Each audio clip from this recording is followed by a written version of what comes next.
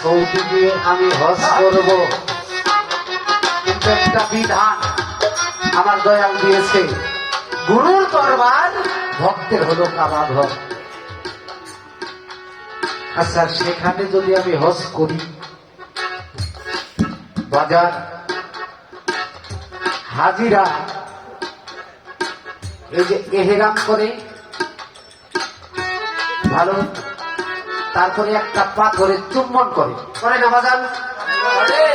আচ্ছা, ওই পাথরে চুম্বন করা ছাড়া কি হজ হয় বলেন? তাহলে আপনার বাড়ি সেই পাথরটা কোথায়? যেটা আমার প্রয়োজন, যেটা আমার দরকার। আরে আপনি জিজ্ঞাসা করেছেন কোন গুরু কে বলেছিলেন গুরু আপনি মরবেন কবে? বলছিল তুই যেদিন আমার একটা কিরামতি দেখাইবি আমি সেদিন বলবো, আমি জবাব দেব। অবশ্যই বলবো, কিন্তু আমি কিন্তু আপনাকে ওই ধরনের প্রশ্ন আমি করতেছি না। কি করেন?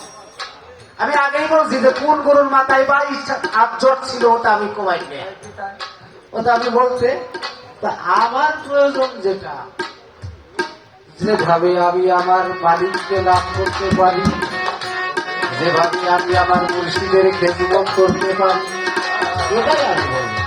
তাই যদি আপনি আমাদের শুধু আমার একটা প্রশ্ন, আমাদের সবাই প্রশ্ন, কি করেন? হ্যাঁ, এই হজরে আসওয়াদ পাথরের সন্ধান আমি চাই। কথা কি ভালো লাগতেছে? না লাগলে কম না, বলেন বলেন, ভালো লাগে? আচ্ছা, অবশ্যই এই একটা বিষয় জানতে চাই। এখন গুরু ধরতে হবে, গুরুর ভজনা করতে হবে। গুরু ভজনা আমি কেমন করে করব এটাও আমাকে শিখতে হবে। খালি গুরু ধরলেই নিজেকে চেনা যাবে না। এখান থেকে আমার বাবার একটি গান, আমার বাজার কিসে হবে গুরু ভজন,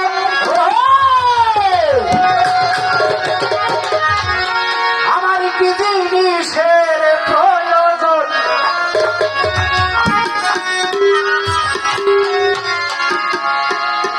কিসে হবে গুরু ভজন,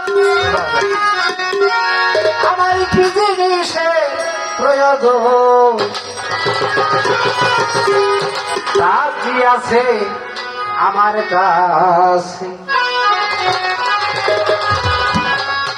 দিতে মনে একই মিশন, কিসে হবে গুরু ভজন, আমার কি জিনিসের প্রয়োজন, তা কি আছে আমার কাছে, যদি থাকে তাহলে সেটা দিয়েই আমি তোমাকে ভজনা করব। তা কি আছে আমার কাছে, কিসে হবে গুরু ভজন, জিনিসের প্রয়োজন,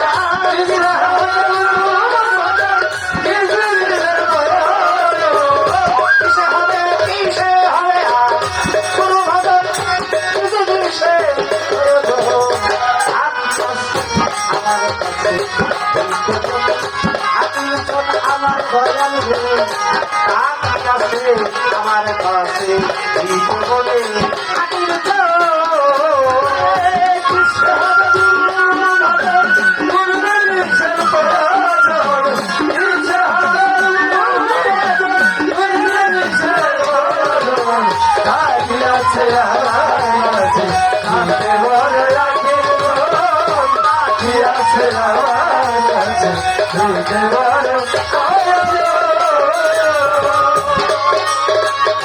কিসে হবে গুরু ভজন, কি জিনিসের প্রয়োজন, জানি না তার মূল কারণ, জনম গেল অকারণ,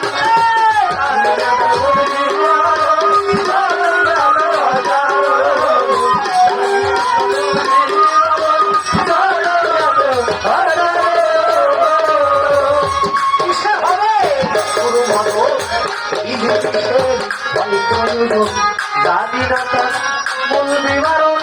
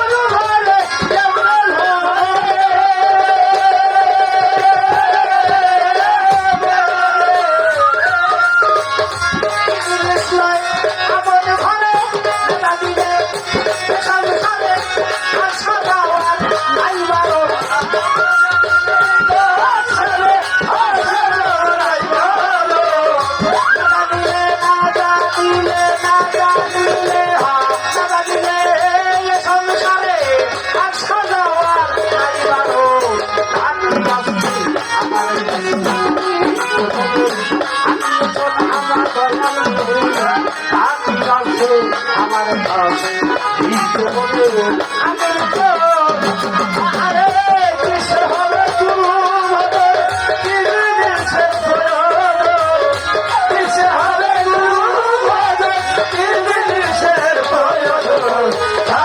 আছে আমার কাছে মনে বলে আছে আমার কাছে থাকতে বলে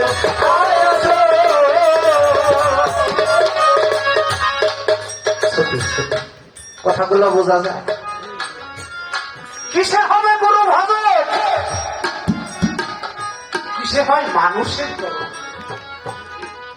আমি বুঝলাম না তার মূল বিবারও, আবার জন্মটাই গেল। আপনি বলেছেন একজন কামেল মুর্শিদের হাত ধরা না পর্যন্ত, তার পাইরবি করা না পর্যন্ত নিজেকে চেনা যাবে। গুরু যে আমি ধরবো তার কোন অংশে ধরবো, গুরুর অংশে কেমনে ধরবো, কি জিনিস নয় আপন ঘরে না জানিলে এ সংসারে আমার আসা যাওয়ার নাই বারো। এসব বিষয় যদি জানতে না পারি, আমাদের চুর আশির ফেরের মধ্যেই থাকতে হবে। সে হয়নি শুদ্ধ রতি কোন সাধনে জন্মেবতী, সে হবে শুদ্ধ রতি কোন সাধনে জন্মেবতী। সে হয়নি শুদ্ধ রতি কোন সাধনে জন্মেবতী, কোন সাধনে গুরু হয় প্রতি স্বামী স্ত্রী হয় মিলন, সাধন হয় গুরু হয় স্বামী স্ত্রী হয় মিলন, সাধনে গুরু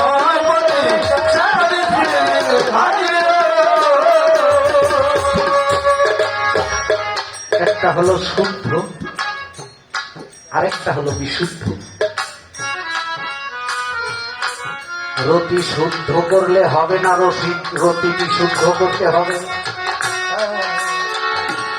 একটা জয়ী আর একটা বিজয়ী আছে না বাজান? আছে। একটা শুদ্ধ একটা বিশুদ্ধ। কিসে হয় শুদ্ধ রতি কোন সাধনে জন্মেবতী, কোন সাধনে গুরু হয় প্রতি স্বামী স্ত্রী হয় মিলন, সাধনে গুরু হয় স্বামী স্ত্রী হয় মিলন, সাধনে গুরু হয় স্বামী স্ত্রী হয় মিলন। 15 মাস হবে গুরু হবে বাজার ভক্তবান কাটাল মাতরু,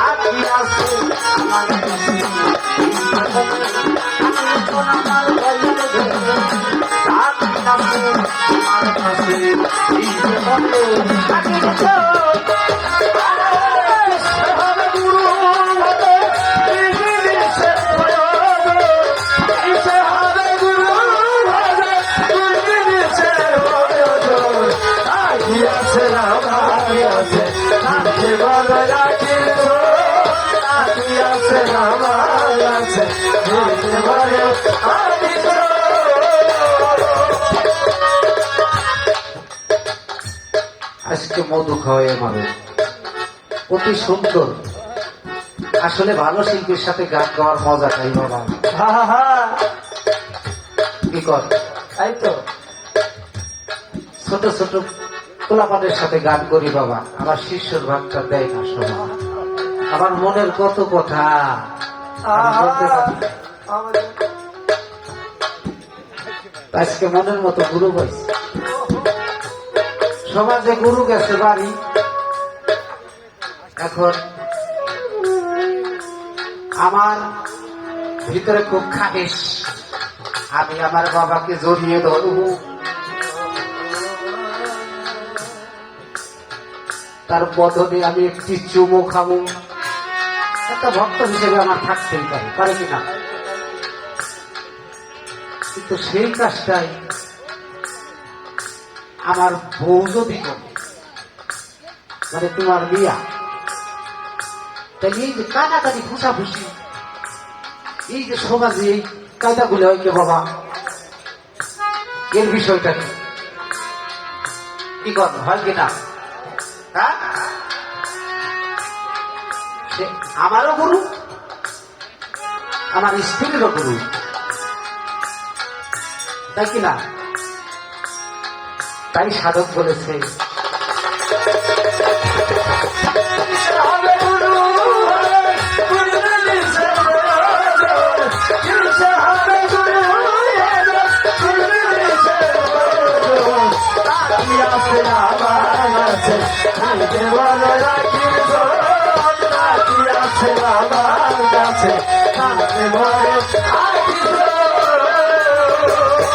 আমার যে ঘরণী আছে কিবা পাবে তোমার কাছে, আমার যে ঘরণী আছে ঘরণী মানে বউ, মানে আমার স্ত্রী, আমার যে ঘরণী আছে কিবা পাবে তোমার কাছে, সেও তো নারী ভক্ত কেবলে হইল, সেও তুমি ভক্ত কেবলে হইল,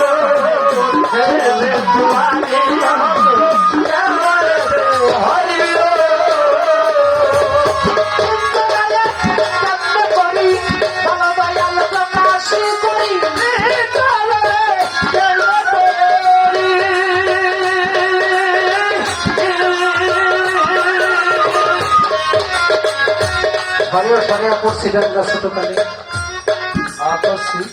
এ ওই ও এই তিনজনা যদি এক হওয়া যায়, ও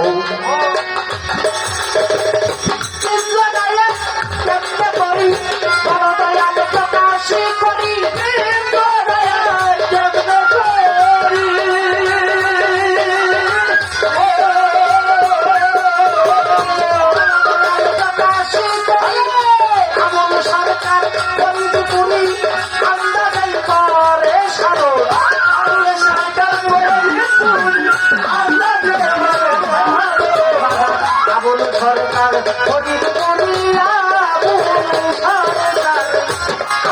সরকার হরি করি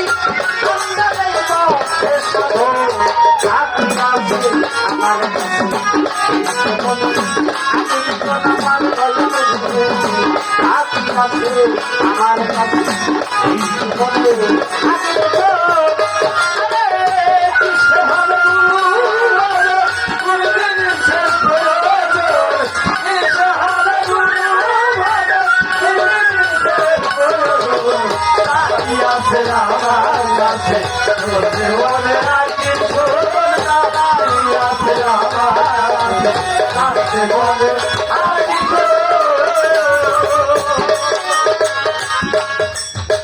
আমার ভিতরে ঘুটাইতেছে আরেকটা কথা,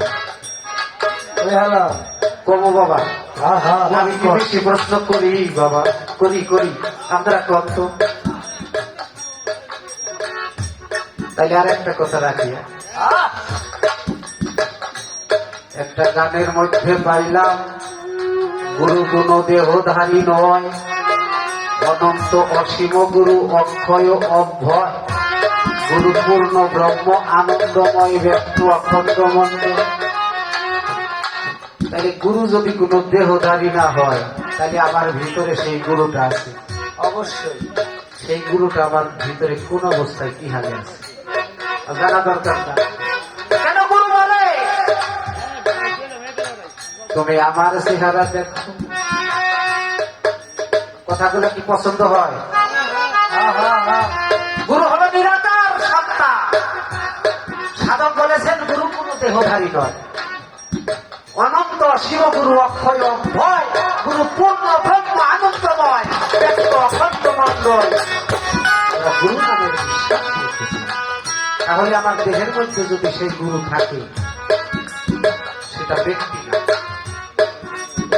বস্তু অথবা শক্তি, এই দুইটার একটা। ব্যক্তি গুরু কোনো দেহধারী নয়। তাহলে সেই গুরুর সেকল স্বরূপটা যদি আপনার দয়া হয়, তাহলে একটু দিয়ে যাবেন আপনার চরণে। আরেক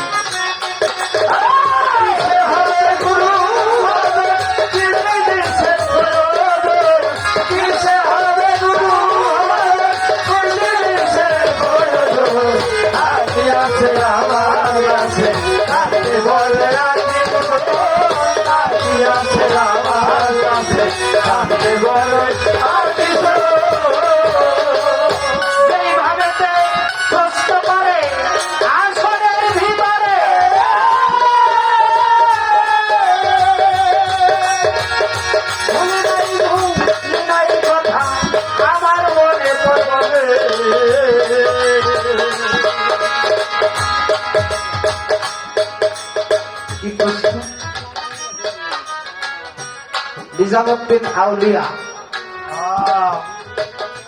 একদিন ভক্তদেরকে ডেকে বলে,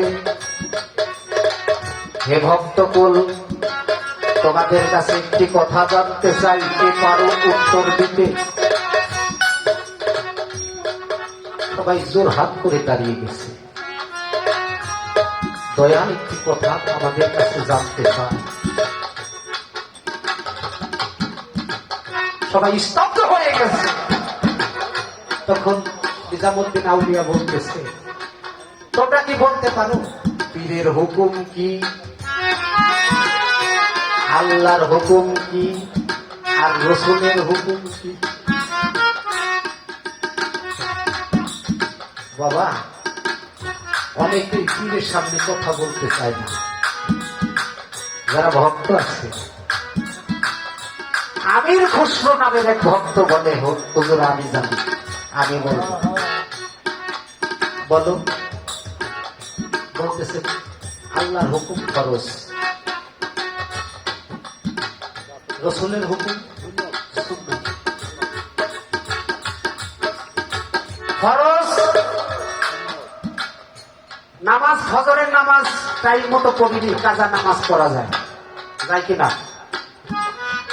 আল্লাহর হুকুম যে ফরজ, এই ফরজে একটু সুবিধা আছে যে এখন আমি নামাজ টাইম মতো পড়তে পারিনি, কিন্তু কাজা নামাজটা পড়লেও আল্লাহ কবুল করে।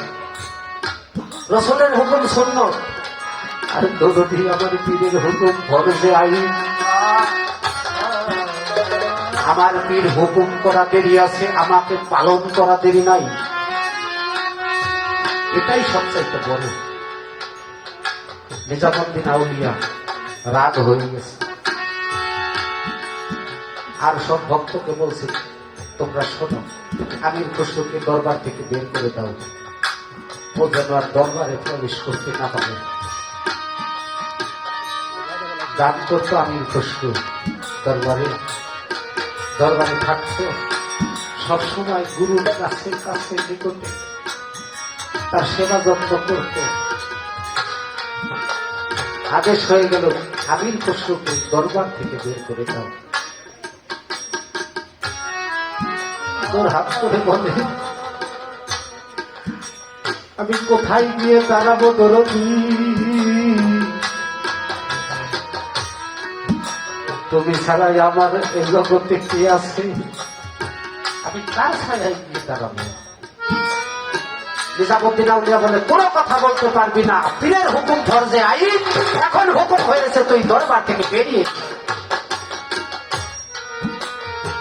কোনো কথা না বলে আমির খুসরো দরবার থেকে বেরিয়ে গিয়েছে, কিন্তু মনটা আর মানে না, মনটা পড়ে থাকে দরবারে যে আমার দরদি গোসল করলো কিনা, সেবা শান্তি করলো কিনা, না জানি আমার গুরুটির কত কষ্ট হচ্ছে। আমার গুরু যাকে আমি নিজের হাতে গোসল করিয়েছি, নিজের হাতে খাইয়েছি, হঠাৎ করে দরবারে অনুষ্ঠান, কাওয়ালি গান হচ্ছে। এই যে আপনারা গানে গানে টাকা দিতেছেন, টাকা কিন্তু আপনি আপনি পকেট থেকে বেরিয়ে আসে না? নিজামুদ্দিন আউলিয়া টাকা দিতে দিতে দিতে দিতে, অর্থ দিতে দিতে তার কাছে আর কিছুই নেই। লাস্টে পায়ের খরম জোড়া আমাকে দান করে দিয়েছে, কানে মুগ্ধ হয়ে। কাওয়াল খরম নিয়ে যায় আমির খসরুর বাড়ির পাশ দিয়ে। হঠাৎ করে আমির খসরু নাকে দয়ালের ঘিরাত চলে গিয়েছে। আমার দয়ালের ঘিরাত যে দেখে কাওয়াল, বলে দাঁড়াও ভাই, তুমি কোথায় থেকে আসলে? বলে নিজামুদ্দিন আউলিয়ার দরবারে গিয়েছিলাম।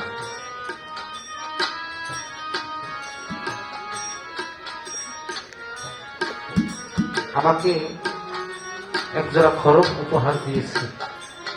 বলে খরম জোড়া আমাকে দিয়ে যাও না ভাই।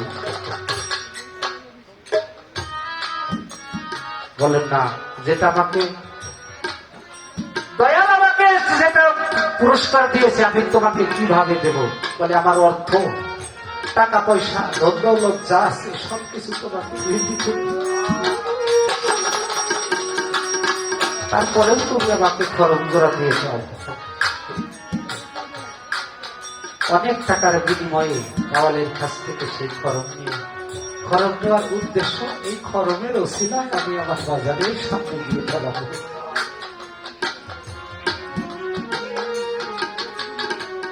ঝড় বৃষ্টি শুরু হয়ে গিয়েছে।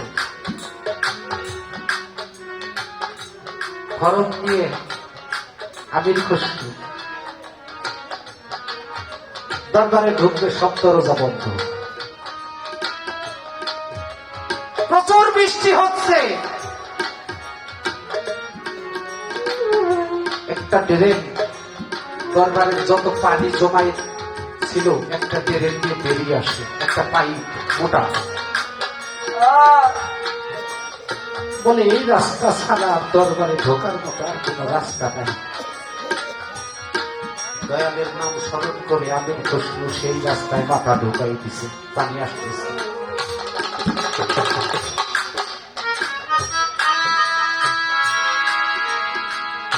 অর্ধেক পথ যাবার পূর্বে আমির খসরু আই দিতেও পারে না, পিছনেও আসে না, আটকা পড়ে গিয়েছে। এখন দরবারের যত পানি আর বের হয় না। নিজামুদ্দিন আউলিয়া বলে, ভক্ত দেখো তো, মনে হয় ময়লা আটকে রাস্তা বন্ধ হয়ে গেছে, ময়লা পরিষ্কার করে দিয়ে আসো। গুরু কয়, যে করে আমার আশ আমি তারে করি সর্বনাশ। তবুও যদি না ছাড়ে পাশ আমি তার হয়ে যাই চরণে। আরে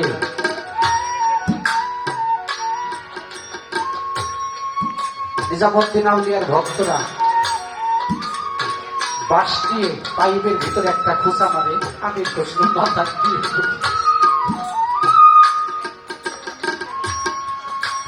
একটা খোঁচা মারে সিনার ভিতরে দিয়ে লাগিয়ে। আমির খসরু দয়ালের শুরু তোকে দর্শন করতেছে। এ তোমার কেমন খেলা আমি বুঝতে পারি না।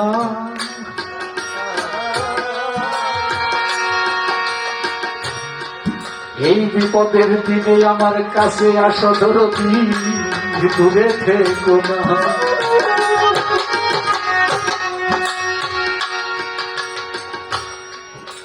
ভক্ত জানে গুরু জ্বালা, ভক্ত জানে ওই যে গুরু জানে ভক্তের জ্বালা রে, ভক্ত জানে গুরু জ্বালা।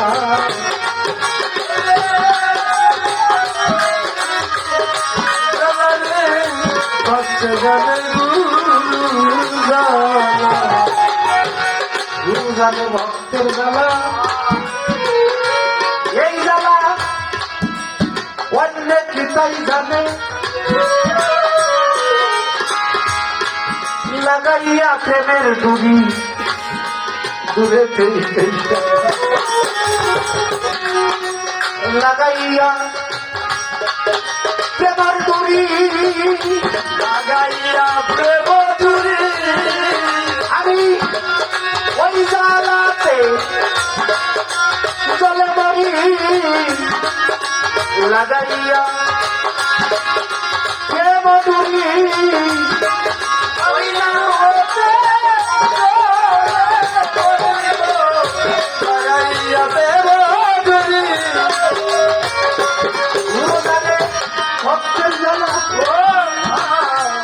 এই জায়গায় লাগাইয়া দূরি দূরে ফেলতে,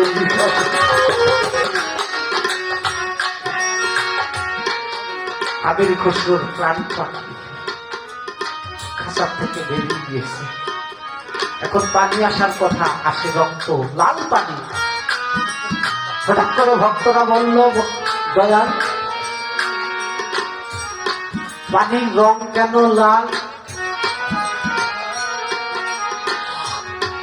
তখন গিয়ে দেখে আবির খসরু মরে গিয়েছে, তার ভিতরে প্রাণ পাখি। গুরু ভাইরা বলে, ভাই হয়ে ভাইকে কিভাবে মেরে ফেললাম? তনিকার ভাই গলার মালারে, ভাই জানে ভাই জ্বালা, ভাই গলা মালারে, ভাই জানে ভাই জ্বালা। গুরু ভাই হয়ে ভাইকে মেরে ফেললাম। নিজামুদ্দিন আউলিয়ার কাছে খবরটা চলে গেছে, বলল যাও আমির খসরুকে কবর দাও দরবারের মধ্যে।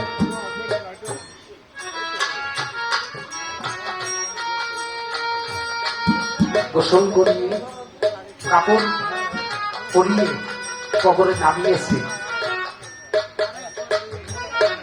কবরে নামানোর সময় বলে, ভাই হয়ে ভাইকে মেরে ফেললাম, শেষ দেখাটাই একবার দেখে নেই।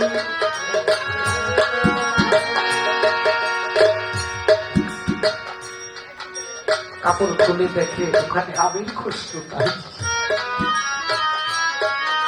খসরু গেছে নিজামুদ্দিন হইয়া, খসরু গেছে হইয়া, ওই যে গুরু দিল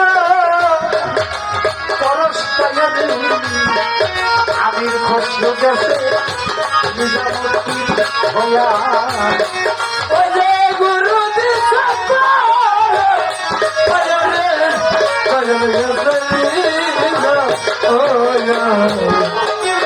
দেখে আমির খসরু নাই, নিজামুদ্দিন আউলিয়া শুয়ে রয়েছে। একই কাণ্ড, দৌড়িয়ে গিয়েছে যে দয়ালের কাছে খবরটা কইতে হবে, বলতে হবে। গিয়ে দেখে একটা চিঠি লিখে আমির খসরুর প্রাণ, নিজামুদ্দিন আউলিয়ার প্রাণ পাখিটাও চলে গিয়েছে। বাবা, গুরু হলো পাশে, ভক্ত হলো আসে। এই আশেক পাশে না ঘুরে ঘুরে না, কিছু কিছু সময় আছে ভক্ত হয়ে যায় মাসে, তার গুরু হয়ে যায় মাসে। গিয়ে দেখে আমি খসরু কবরের মধ্যে কার চেহারা, নিজামুদ্দিন আউলিয়ার চেহারা গেছে হইয়া। দরবারের মধ্যে নিজামুদ্দিন আউলিয়ার প্রাণ পাখি গিয়াছে উড়িয়া। চিঠি লিখে গেছে, হে ভক্ত কুল, আজ ভক্তের ত্যাগের কারণে আমি সন্তুষ্ট হয়েছি, তাই গুরুর চেহারাটাকে গেলাম দান করিয়া। আর এই জগতের ভক্ত যারা, তারা আগে আমির খসরুর জিয়ারত মাজার যাবে জিয়ারত করিয়া। তাই যারা দিল্লিতে গিয়েছেন তারা হয়তো জানেন। সমস্ত ভক্তকুলকে জানিয়ে দাও, যাহারা আমার মাজার জিয়ারত করবে তাহারা যেন আমার ভক্তের মাজার আগে জিয়ারত করে। এই কেরামতি আমির খসরু যেদিন দেখিয়েছিলেন, সেদিন তার নিজামুদ্দিন আউলিয়া গুরু সে পরলোক গমন করেছিলেন। এই তো তাহার কথা ছিল, এই তো তাহার কথা ছিল। প্রশ্ন তো করছি, আর করুন না, থাকে দুইটা কথা রাখছি আমার দয়ালের কাছে। আমি এটা আমার অন্তরের কথা, এই ধরনের কথা আমি সহজে কাউকে জিজ্ঞাসা করি না। যেগুলা গুরু জ্ঞান তরুণ দন্ডিত দিয়ে আমার তরিকতের ভাইরা জানে। আগেই ইঙ্গিত দেওয়া হয়েছে, গানটা একটু করে থেকে রাখবে। তাই এই কথাগুলা বলতেছি, আমার প্রয়োজন আমার বিয়া দবি না নেয়।